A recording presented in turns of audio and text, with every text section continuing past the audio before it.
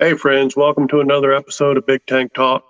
Today, I have the pleasure of bringing to you Mr. Colt Montgomery. Colt, welcome to Big Tank Talk. Thank you, thank you. I appreciate that. I'm not too loud, am I? No, you sound great. I appreciate you taking the time to answer some questions. Just going to kind of get a better feel for who you are and what you do is with regard to making music. Yeah. I have to tell you, I've heard quite a few of your songs, and I am a fan. Just so you know. Thank you, thank you. So you're recording. You're not live. Right. Ah. Okay, I thought you were going live. I apologize. That's okay. I have to learn how to do that, so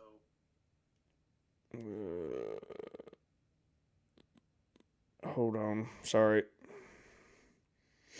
no problem. Okay. All right. Sorry about that. I was trying to get some folks out here to take a gander and watch the live in the live feed and everything. I do appreciate it until once I feel like I've got enough of a following that it's worthwhile to go live. I'll do it that. I'll just keep doing it the way I'm doing it. Okay. Yeah. Yeah. Well, I'm doing well. Thank you for having me. It's an honor to have you here. Um, I just would jump right in, and I guess I want to ask, what got you into music in the first place? So I've always been moved by music. I just melodies, keys, lyrics. I've always been about music. In the military, went to several competitions. Um, I've been on The Voice, not on The Voice, but went and almost made it to a live studio audience. And same for America's Got Talent. Um, Always placing second or not making it to live broadcasts, and it got discouraging. But after the military, I've always had a heart, a passion, a drive to want to create something and want to be an artist and reach people the way music reached me. And I got out and I just, from the ground up, I figured it out, started getting my equipment, started slowly learning about software, hardware, recording, what it took, investments, doggone,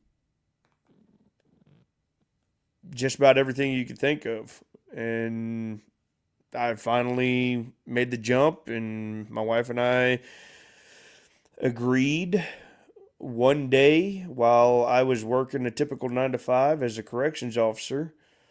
And I told my wife, I've had enough of this. I can't do this. And she said, well, go chase your dream. And I said, are you sure? She said yes. And I said, well, let me pray about it. And I prayed and I opened my Bible, and the first page that popped up, it was in Proverbs, and the first paragraph that popped up 3 times, it said, "Go and sing, go and sing, go and sing." Well, that sure sounds like a message to me, brother. And I have to say before I get any further, uh, on behalf of me, myself, and my family, thank you for your service. Thank you for your service, Bubba. You know, I think, and with that, with respect to military, we kind of understand each other, Yes, sir. and it kind of it's encouraging to see somebody chasing their dream and doing it their way. So I respect that. I wanted to ask you, what is your creative process when you're from the beginning with like a blank slate till you have a song that you released? Um, it all depends. There is no one way to skin this cat, I guess you could say. Um, it could be because I feel the beat or the melody or the music, or it could be that I have something in my head. I need to write it down, and I put the words to something or anything, or it's that I'm trying to stretch myself and push myself harder and harder within different genres, different lyricisms. Um, it, I mean, I could sit here and just write with nothing as if it was a poem, or I sit here and I push repeat on the beat and I just start listening, I start working, I start wording. Okay. Um, Let me ask you this. As you've discovered the different ways that you can go from uh, ready to write a song to actually performing and releasing it, um, what is the best advice you've been given along the way? There's a couple best advice that I've been given. Huge shout out to my Bubba Rich Regal. Um, he had told me you need connections. You need to network. You need to uh, be out there and putting your name out there to other artists and interacting. Um, y- and rightfully so, because he wasn't wrong. Um, it was, I don't know. It was, I guess, uplifting to know that I was trying to do that, and he confirmed it coming from a legend like himself. Right on. And then, of course, watching some of these other legends throughout the game and their posts and everything. One thing that I stand on, and this goes to any other artist. Upchurch had said this where I picked it up from. Um, Talk your shit. Get out there and do you. Stay in your lane. Talk your shit. Yeah, I think that might be the best piece of advice anybody in any profession can be given, is to just do you and, be who you are Mm-hmm. and just kind of let things play out as they would afterwards. Um, Now, so you are a performer. I've seen videos of your performances. I've yet to see you live, but I intend to. Now, having said that, what is your favorite song to perform? That's a tough one because my set list constantly changes. The one that I'm stuck on right now uh, is usually the first song that I open with, "Bad Habits." It kind of ease them into it, and there are people out there that do have bad habits that they just don't tell nobody because they're ashamed of it. That was also one of the hardest songs for me to write because I put some of my own demons in it. For lack of a better term, I talked my shit, and I put some of my own struggles that I've dealt with coming up, or that I currently deal with, and it's a good song, and it's also kind of a icebreaker for myself and the fans, the crowd. It works. It's my favorite Colt Montgomery song that I've heard, and I've heard a lot of them. So I'm looking forward to being able to hear that live one time, whenever I can make it happen. Thank you, Bubba. Um, good and bad. Tell me how you feel the internet has impacted the music business. Good, because this is the new age of how people are getting their music out.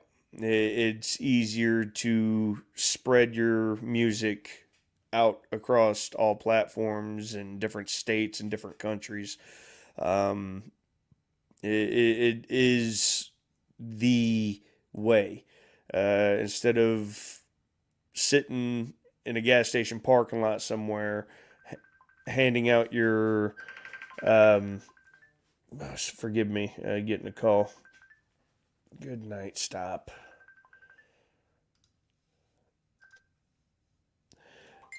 Sorry about that. I was getting a call. Okay. Instead of pushing your stuff out there in the back of a minivan or a Honda Civic, right out your trunk, handing out your mixtapes.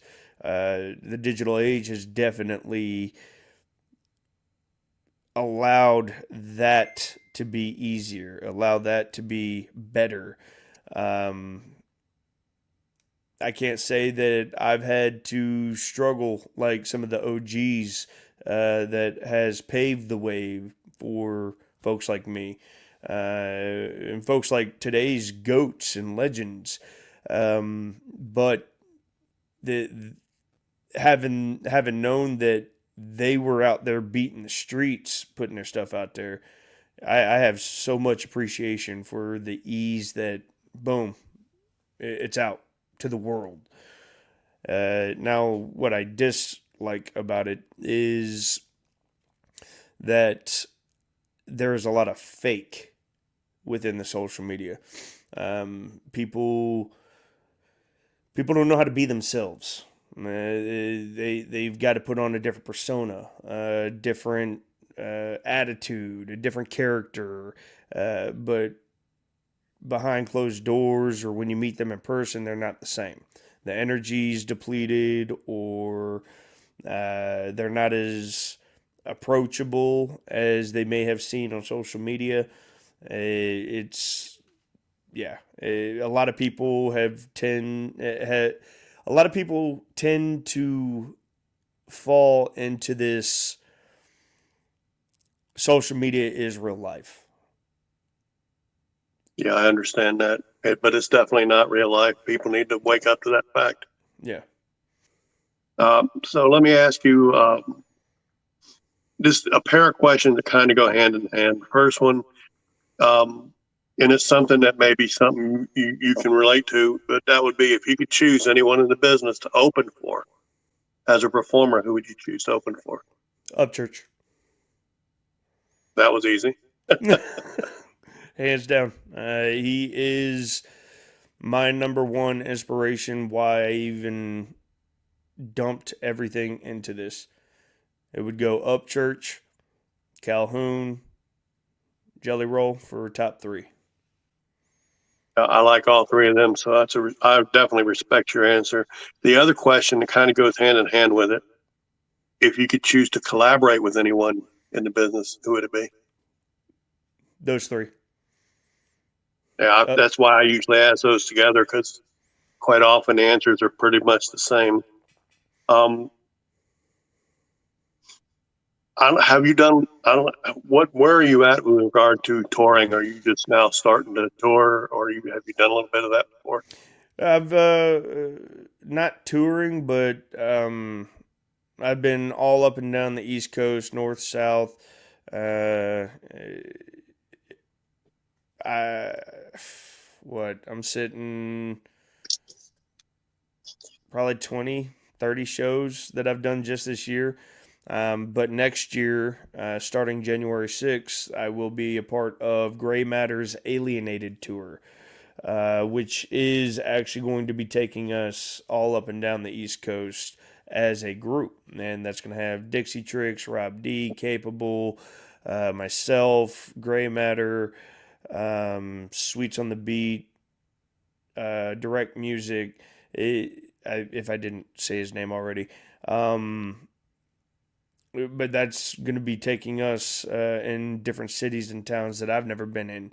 um, different demographics. On top of, for the very first time, I'll be able to perform in Nashville. That's going to be a monumental occasion for me. I gotta believe that regardless of the genre, Nashville is one of the music capitals of this country, and no matter your genre, if you can perform in Nashville, it's got to be a thrill. Um, I just hold on a second. I just had a brain fart. No, you're fine. I've had a Oh, couple of those. My mind, I had to set my mind into interview mode. So I I've, understand. All right, yeah, I got the question now. With this tour coming up, I know you're a family man. yes. So this question seems kind of redundant to me, but what do you anticipate being the hardest part about being on tour?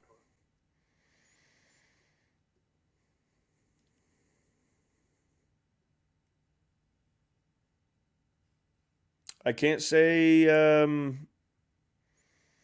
if I had to pick one away from the kids. But honestly, I can't say that even that's difficult. Uh, I've been through difficulties in life. I've been through struggles and everything like that. But being away from the kids, they know, hey, dad's got to go work. They're okay with that. And I'm okay with that. But being in the military, being gone and away from family while deployed, it's come almost second nature to me. The traveling, the being away. Yeah, I love my Right. kids, but me being gone, for a day or two, and then coming back, or being gone for a couple weeks and then coming back, my kids are resilient. They understand. And being military, you're kind of you're already set into that mindset that sometimes a job has you go away from family, and it seems like your family supports what you do, and that's got to make it easier to make the decisions you make. Yes, yes. Actually, let me retract. Hardest thing about being away and touring or going to shows is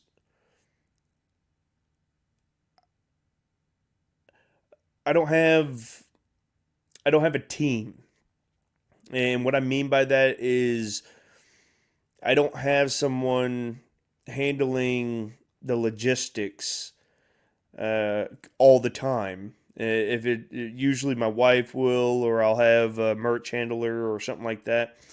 I don't have someone handling the logistics all the time, so it does get stressful when I've got to handle the merch, the money, the performance, the interaction with the crowd. That's tough. Well, I can certainly understand that, and hopefully, as you continue to progress in your career, you will definitely get to a point where you have somebody that can handle that for you. That would be cool. Just a couple more things. First, if you could change anything about the music business, what would it be? The hatred, Can you elaborate a little bit on that? just for Pete's sake. Sorry, work never stops. The hatred, people beefing with people, people not appreciating other artists' work. We're all chasing the same dream. We're all trying to be successful. Stop hating on one another. Stop being jealous. That's it. That certainly sounds reasonable to me. I would certainly think the way money flows, like in politics, there's certainly enough for everybody to go around. So there's no reason to hate and try to bring somebody else down. So Right. I happen to agree with you very much. So finally, well, that's actually one more before the final. What's your biggest fear with regard to your music career?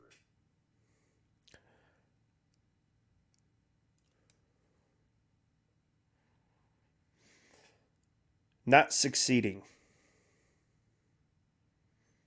Now, being military man, I assume that success, not succeeding, is not an option for Colt Montgomery. Correct. I won't stop until I'm successful, and that's not a hit on anybody or a stab on anything. I will not stop until there is success, and what I mean by that, it's not the fame, it's not the fortune, it's just success. Unfortunately, in success comes the fame, the fortune, but that's not where my head's at. I want to be successful to the point that my success can be trickled down to other artists that and they can come up and they can doggone take off on their own and their platforms to where I'm so successful that I can doggone crank out a track, mix and master them, and teach them and show them the proper ways of promoting and marketing themselves. And it becomes seamless and flawless that they take off. That's one thing I'm afraid of is the lack of success. That I do not become stagnant. That I do not become irrelevant. That is my fear. So I certainly understand it. And I got to tell you, Colt, I like what you do. I love your music, and I think you'll go as far as your determination pushes you. Um, Good Lord be willing. my final question, looking down the road, uh, where is Colt Montgomery in the music business, say 5, 10 years down the road? Headlining on a set shared with Demon Jones or Calhoun or Church or Jelly, uh, and on a doggone stadium with tens of thousands of people.